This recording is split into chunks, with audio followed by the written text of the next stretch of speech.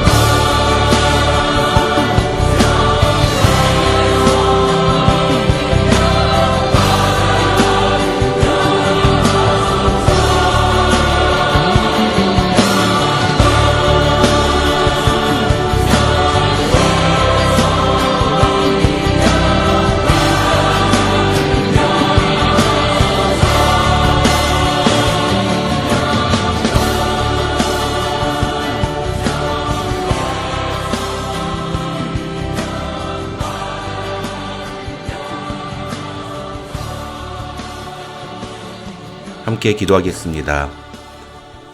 사랑과 은혜가 충만하신 하나님 아버지 참으로 감사합니다. 오늘도 우리에게 귀한 시간 허락하여 주시고 영상으로 함께 모여서 수요강단에 참여할 수 있도록 은혜 주시니 감사합니다. 하나님, 오늘도 우리가 이기는 교회 시리즈를 다루고자 합니다. 오늘은 4대 교회를 통해서 하나님께서 우리에게 주시는 말씀을 들으려고 하는데 우리의 귀가 열리게 하시고 우리의 마음이 하나님의 말씀을 받을 준비가 되어 있게 하여 주시옵소서.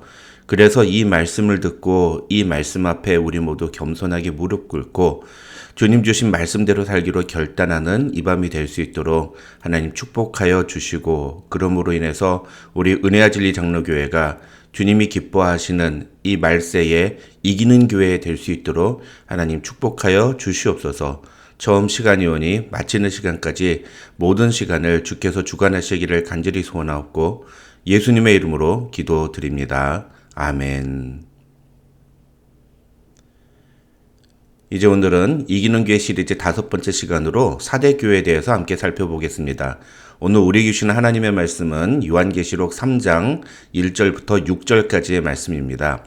요한계시록 3장 1절부터 6절까지의 말씀을 우리 함께 같이 읽도록 하겠습니다. 4대 교회의 사자에게 편지하라. 하나님의 7 영과 7 별을 가지신 이가 이르시되 내가 네 행위를 아노니 내가 살았다 하는 이름은 가졌으나 죽은 자로다. 너는 일깨어 그 남은 바 죽게 된 것을 굳건하게 하라. 내 하나님 앞에 내 행위에 온전한 것을 찾지 못하였노니 그러므로 내가 어떻게 받았으며 어떻게 들었는지 생각하고 지켜 회개하라. 만일 일깨지 아니하면 내가 도둑같이 이르리니 어느 때에 내게 이르는지 내가 알지 못하리라. 그러나 사대에 그 옷을 더럽히지 아니한 자 몇 명이 내게 있어 흰옷을 입고 나와 함께 다니리니 그들은 합당한 자인 연고라. 이기는 자는 이와 같이 흰옷을 입을 것이요 내가 그 이름을 생명책에서 결코 지우지 아니하고 그 이름을 내 아버지 앞과 그의 천사들 앞에서 시인하리라. 귀 있는 자는 성령이 교회들에게 하시는 말씀을 들을지어다. 아멘. 이 오늘 본문의 주무대인 4대 지역은 염직공업과 양털염색, 금모래가 유명하고 사치와 부의 도시로 유명한 곳이었다고 합니다. 사람들은 물질적인 풍요로 말미암아 안일과 부도덕의 모습을 보였고 4대 교회 역시도 그런 영향을 받은 교회로 알려졌습니다. 오늘 본문의 주인공인 4대 교회와 우리가 앞에서 다루었던 교회들을 비교해보면 2가지 점에서 다른 점이 있습니다. 하나는 주님께서 4대 교회에 대해서는 어떠한 칭찬도 하지 않았다는 것이고, 다른 하나는 4대 교회에 어떤 이단이나 외부의 핍박 같은 부분이 전혀 없었다는 것입니다. 다시 말하면 4대 교회는 오로지 교회 자체의 문제 때문에 주님께 책망을 들은 교회다, 이렇게 말할 수 있습니다. 도대체 4대 교회는 뭘 그리 잘못했길래 칭찬은 없고 책망만 들은 걸까요? 먼저 1절을 함께 읽겠습니다. 4대 교회의 사자에게 편지하라. 하나님의 7 영과 7 별을 가지신 이가 이르시되 내가 내 행위를 아노니 내가 살았다 하는 이름은 가졌으나 죽은 자로다. 여기 보시면 1절에서 주님은 단도직입적으로 4대 교회의 문제를 내 행위를 아노니 내가 살았다 하는 이름은 가졌으나 죽은 자라고 말씀하십니다. 여기서 살았다 하는 이름은 가졌으나 죽은 자라는 뜻은 무슨 뜻일까요? 말 그대로 겉으로 보기에는 살았다고 말할 수 있을는지 모르지만 사실은 죽은 것과 다를 바 없다는 겁니다. 그러면 이것을 우리는 겨우 목숨만 붙어 있는 그런 수준으로 생각하기가 쉬운데 본문에서 말하는 내용은 그런 뜻이 아닙니다. 살았다 하는 이름은 가졌다라는 것은 겉으로 보기에는 살아있다는 겁니다. 활기가 넘치고 생명력이 있어 보인다는 겁니다. 교회에서 다양한 사역들이 진행되고 있고 또 선교도 열심히 하는 그런 교회라는 겁니다. 그러니까 주님이 내가 네 행위를 아노니 살았다 하는 이름은 가졌다, 이렇게 말씀하시는 겁니다. 주일날 보면 교회에 사람들이 북적북적하게 모이고 그래서 교회가 뭔가 겉으로 보기에는 살아있고 뭔가 대단히 활기찬 역동적인 그런 교회처럼 보인다는 겁니다. 그런데 겉으로는 그렇게 보이는데 실제로는 어떻다는 겁니까? 실상은 죽은 자다. 도대체 살았다는 이름은 가졌으나 사실은 죽은 자와 같은 교회는 어떤 교회일까요? 일단 결론만 말씀을 드리면 그것은 겉으로는 여러 사역들을 하고 있는데, 그래서 우리가 보기에는 활발하게 움직이고 마치 살아있는 교회처럼 느껴지는데, 그런데 실제로 그 속으로 들어가 보면 그 안에서 하는 모든 활동들이 주님과는 상관이 없는, 그 모든 활동과 사역들이 다 인간의 노력이나 인간의 만족을 위한 그런 활동들인 교회라는 겁니다. 외형적으로 볼 때는 사람들이 부유하고 가진 것이 많아서 풍족한 교회였습니다. 심지어 다른 교회는 이단 문제 때문에 골몰이 더 썩고 또 종교적인 탄압을 받아서 굉장히 힘들게 신앙생활을 하는데 반해 이 사대교회는 그런 문제도 없었습니다. 그래서 사람들이 신앙생활을 하는데 아무런 방해나 어려움을 느끼지 않고 교회를 다녔습니다. 그러니까 우리 교회는 아무런 문제가 없는 교회라고 생각한 겁니다. 그런데 놀랍게도 주님은 그런 사대교회를 가리켜서 죽은 교회라고 말씀하십니다. 그렇다면 왜 주님은 사대교회를 죽은 교회라고 말씀하실까요? 2절을 보시면 주님은 그 이유를 이렇게 말씀하십니다. 내 하나님 앞에 네 행위에 온전한 것을 찾지 못하였노니. 지난주에 주일 설교 때 우리는 신약 성경에서 완전한 또는 온전한이란 단어는 예수님의 제자를 표현하는 용어라는 사실을 이야기했습니다.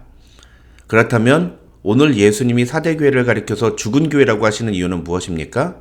그 교회를 보실 때 예수님의 제자다운 모습을 전혀 찾을 수가 없다는 겁니다.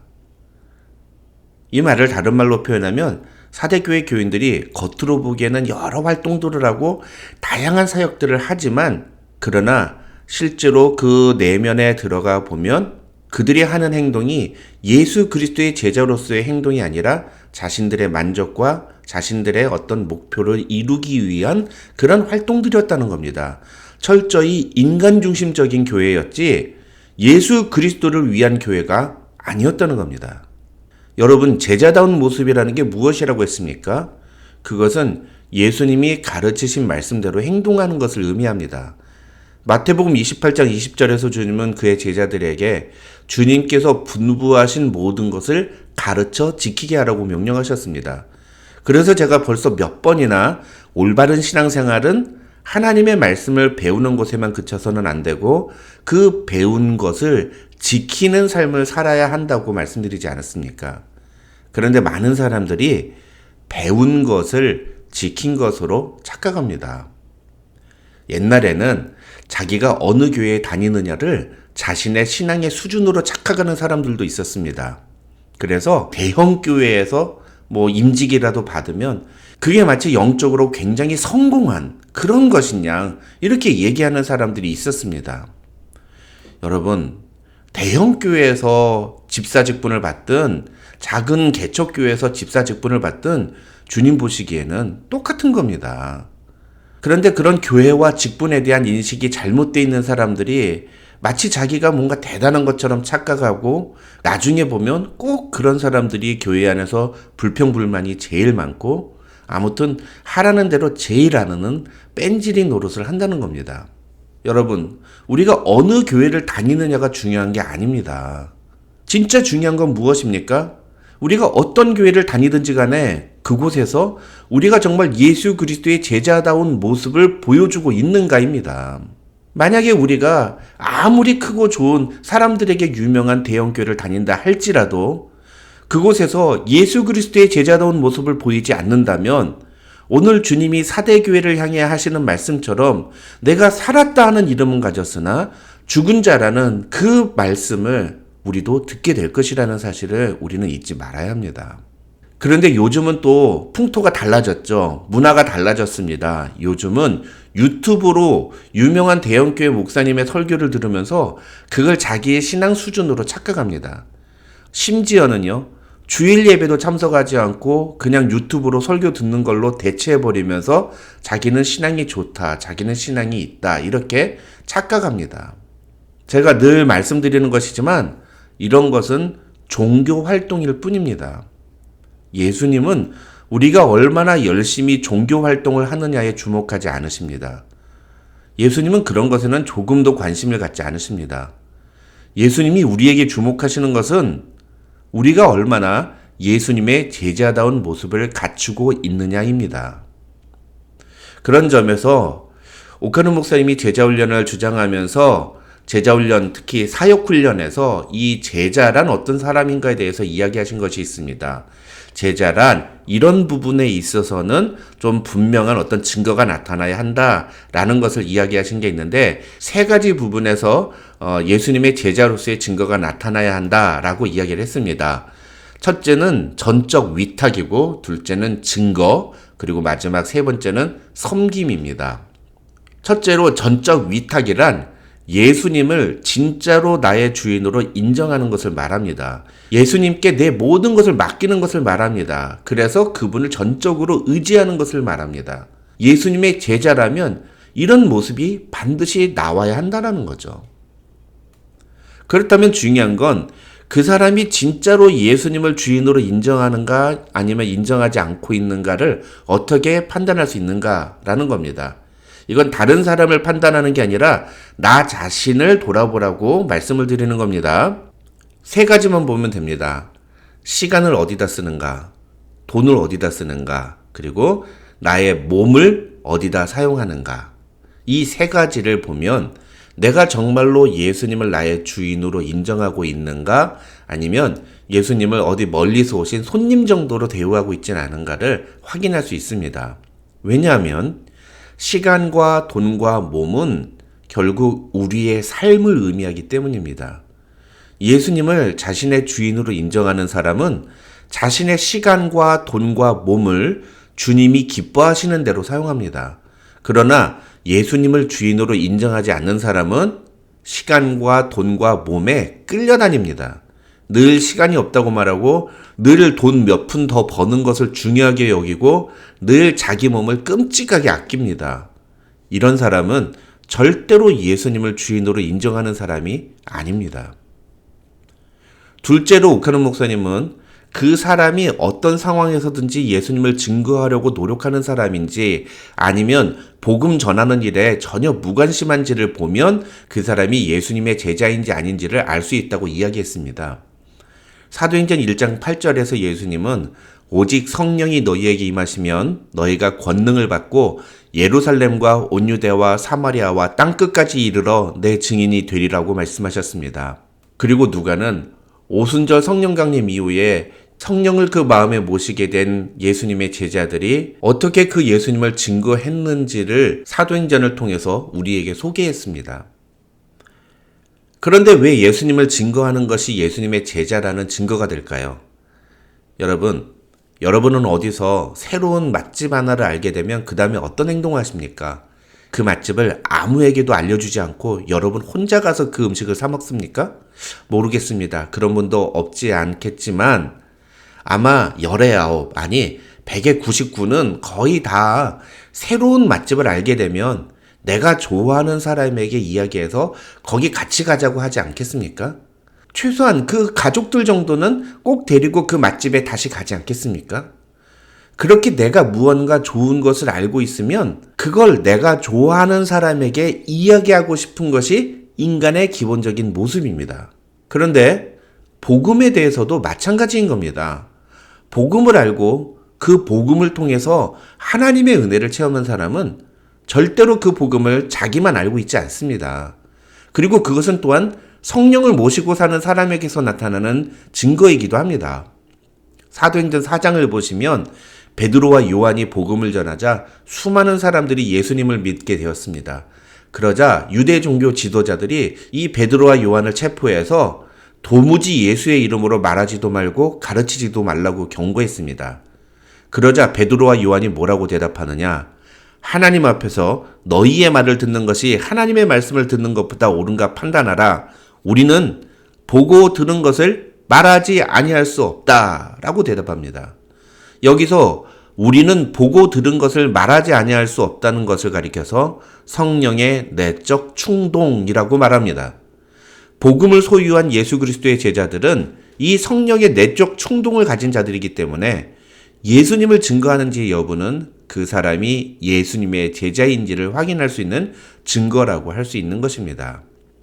우리가 예수님의 제자다운 모습을 갖추었는지를 확인할 수 있는 세 번째 모습은 바로 섬김입니다. 이 섬김은 봉사라는 단어로도 바꿀 수 있습니다. 그렇다면 왜 섬김과 봉사가 예수님의 제자라는 증거가 될까요? 마태복음 20장 28절에서 예수님은 인자가 온 것은 섬김을 받으려 함이 아니라 도리어 섬기려 하고 자기 목숨을 많은 사람의 대성물로 주려 함이니라고 말씀하셨습니다. 예수님은 섬기러 오셨다는 겁니다. 그렇다면 예수님을 따르는 예수님의 제자는 마땅히 예수님이 섬기신 것처럼 자신도 다른 사람을 섬기는 자가 되어야 합니다. 그런데 예수님은 그렇게 예수님의 제자들이 섬기는 사람이 될 수 있도록 하기 위해서 선물을 주십니다. 그것을 가리켜서 우리는 은사라고 합니다. 우리가 이제 고린도전서 12장, 13장, 14장을 가게 되면 은사에 대해서 배우게 될 텐데요. 이 은사가 바로 주님께서 우리로 하여금 교회를 섬기라고 주신 것입니다. 그 은사는 사람마다 다릅니다.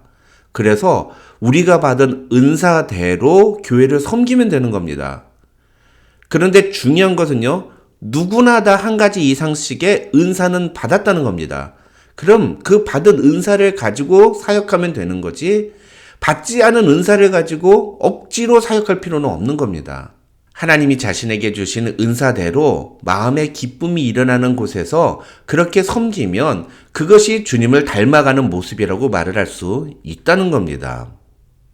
교회에서 임직자를 선출할 때에도 이 세 가지는 좋은 기준이 될 수 있습니다.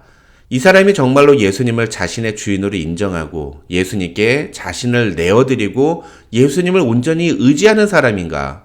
이 사람이 어떤 상황에서든지 예수님을 증거하려고 노력하는 사람인가? 이 사람은 예수님처럼 다른 사람을 섬기려는 사람인가? 이 세 가지 기준을 가지고 그 사람을 분별해 보면 우리는 어떤 사람을 임직자로 세워야 하는지를 보다 분명하게 알 수 있습니다. 그런데 오늘날 교회에서 임직자 선출을 하는 거 보면 이런 기준이 아니라 마치 인기 투표하듯이 내가 아는 사람은 그냥 막 찍어줍니다. 그 사람의 신앙의 수준이 어떤지는 생각하지도 않고 그냥 찍어줍니다. 아는 사람이니까 찍어달라고 하니까 찍어줍니다. 그러면서 뭐라고 말하느냐? 이 사람이 앞으로 잘하면 된다. 이렇게 얘기합니다. 여러분, 교회에서 임직은요, 앞으로 잘할 것을 기대하고서 찍는 게 아니고 이제까지 그 사람이 교회 공동체에 어떤 모습을 보여주었는가를 가지고 선출하는 겁니다. 왜 그런 줄 아십니까? 주님 앞에서는 우리가 받는 직분이 차이가 없기 때문입니다. 주님은 목사만 사랑하시고 일반 평신도는 덜 사랑하시고 그러지 않습니다. 주님이 보시기에는 목사나 장로나 안수집사나 서리집사나 일반 평신도나 다 똑같은 존재들입니다. 주님은 어떤 직분을 맡았는지에 따라서 차별 대우하시지 않습니다. 그러면 교회 안에 왜 직분이 존재합니까? 그건 전적으로 교회 공동체를 위해서입니다. 교회 공동체의 책임을 맡기기 위해서 직분이 구분되는 겁니다. 그래서 우리가 안수집사나 장로, 권사 같은 직분은 보다 더 많은 책임을 지우기 위해서 그런 직분을 주는 것이지 이게 무슨 세상적인 회사에서 말하는 승진의 개념이 절대로 아닌 겁니다. 그러니까 교회에서 임직자를 선출할 때는 철저히 검증된 사람을 뽑아야지 앞으로 잘할 거를 믿고 임직을 주면 안 되는 겁니다. 오늘날 교회들이 왜 문제가 많아지고 무너지는 줄 아십니까? 검증되지 못한 사람들이 이런 중직자의 자리에 앉기 때문입니다. 예수님을 자신의 주인으로 인정하지 않는 사람이 장로가 되고 예수님을 증거하는데 무관심한 사람이 권사가 되고 교회를 위해서 섬기는 일에 등한시하고 자기 몸 살리는 사람이 안수집사가 되면 그럼 그 교회에 무슨 희망이 있겠습니까? 오늘 사대교회를 보면서 예수님께서 내가 살았다 하는 이름은 가졌으나 죽은 자라고 말씀하시는 것이 바로 그런 이유 때문입니다. 직분을 받았는데 그 직분을 통해서 내가 예수님의 제자다운 모습을 드러내고 또 섬기는 그런 모습이 아니라 그냥 직분만 받은 겁니다. 사대교회가 그랬다는 겁니다.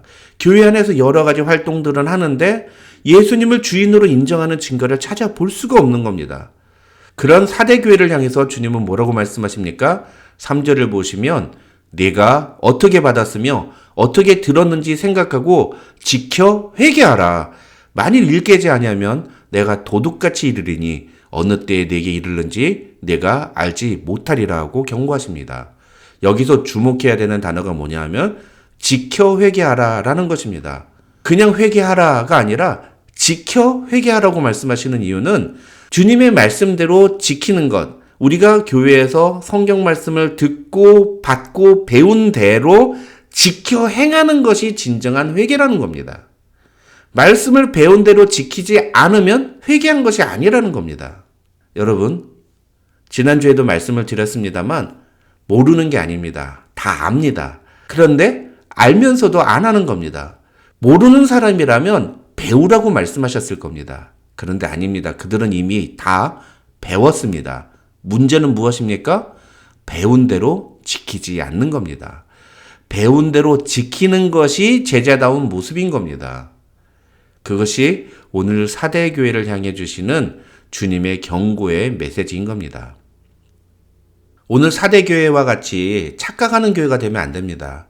지키는 것은 하나도 없으면서 자기는 괜찮은 줄로, 건강한 줄로 착각하면 안 됩니다. 그런데 그런 사대교회에도 주님의 말씀을 지키려고 노력하는 성도들이 아주 소수이지만 있었던 것 같습니다. 그러니까 4절에서 주님이 뭐라고 말씀하십니까? 그러나 사대에 그 옷을 더럽히지 아니한 자 몇 명이 네게 있어 흰 옷을 입고 나와 함께 다니리니 그들은 합당한 자인 연고라 라고 말씀하십니다. 사랑하는 성도 여러분, 저와 여러분도 이런 성도들이 되시기를 주님의 이름으로 축원합니다. 주님의 뜻대로는 살지 않으면서 말만 무성한 우리의 모습을 회개해야 합니다. 내가 들은 것을 마치 내가 행동하는 것처럼 착각하고 있는 나의 잘못된 모습을 회개해야 합니다. 성경은 많이 알고 교회 안에서 여러 가지 활동을 하는 것 같기는 한데 그 안에 예수님은 전혀 찾아볼 수 없다면 우리는 그 모습을 빨리 돌이켜야 합니다. 예수님을 나의 주인으로 인정하고 어떤 상황에서든지 예수님을 증거하기 위해 노력하고 또 예수님이 보이신 그 섬김의 모범을 따라서 우리도 사람들을 섬기고 교회를 섬기는 주님의 제자가 되어야 합니다. 저와 여러분 모두 그렇게 예수님의 제자다운 모습을 갖추어서 주님과 함께 흰옷을 입고 다니는 그런 주님의 신실한 제자들, 이기는 교회가 되어가기를 주님의 이름으로 축원합니다. 함께 기도하겠습니다. 하나님 아버지 감사합니다. 오늘도 우리에게 사대교회를 통해서 귀한 말씀 주심을 감사합니다. 너희가 배운 대로 지켜 행하라고 말씀하시는 주님의 그 말씀을 오늘 우리가 귀담아 듣습니다. 이 말씀을 따라서 오늘도 우리가 들은 그 말씀을 지켜 행하는 하루가 되게 하여 주시옵소서. 우리의 삶 속에서 예수님의 제자다운 모습을 드러내며 예수님이 우리를 보실 때에 우리의 모습 속에서 예수님의 제자다운 증거가 나타나는 우리의 삶이 되게 하여 주시옵소서. 주님, 예수님을 주여 주여라고만 말하는 자가 아니라 진짜로 우리의 삶에서 예수님을 주인으로 인정하는 예수님의 제자들이 되게 하여 주시옵소서. 우리 안에 계신 성령님으로 말미암아 우리에게 주어진 이 놀라운 복음의 비밀을 많은 사람들에게 전하는 증거자가 되게 하여 주옵소서. 예수님이 섬기러 이 땅에 오신 것처럼 우리도 주님을 본받아서 우리에게 맡겨주신 영혼들을 섬기며 지체들을 섬기며 교회를 섬기는 주님의 신실한 제자가 되게 하여 주시옵소서. 그렇게 우리 은혜와 진리 장로교회가 주님이 기뻐하시는 흰옷 입은 거룩한 주님의 순결한 제자들이 되어서 말세의 시대에 이기는 교회로 주님 앞에 서는 귀한 교회 될 수 있도록 주님 축복하여 주시옵소서. 우리 성도들 한 사람 한 사람의 삶을 주님 붙잡아 주시고 육신이 연약하여 고통 중에 있는 지체들을 하나님 불쌍히 여겨 주시고 그들의 삶 가운데 은혜를 베푸시사 속히 회복되는 은혜를 주시며 병중에 누워있을 때 오히려 주님을 바라보고 주님을 의지하며 주님과 더 깊이 교제하는 귀한 은혜를 허락하여 주시옵소서. 삶이 힘들어 고통 중에 있는 지체에 있다면 하나님 그 지체를 만나주시고 어려운 삶의 문제를 주님께서 어루만져 주시며 회복시켜 주시고 주님의 능하신 손으로 그 문제가 해결되는 것을 보게 하여 주시옵소서. 주님, 우리의 모든 삶이 주님의 것임을 우리가 고백하며 나아갈 때 우리의 믿음대로 역사하시는 하나님의 놀라운 능력을 날마다 체험하게 도와주시옵소서. 감사드리오며 예수님의 이름으로 기도드립니다. 아멘.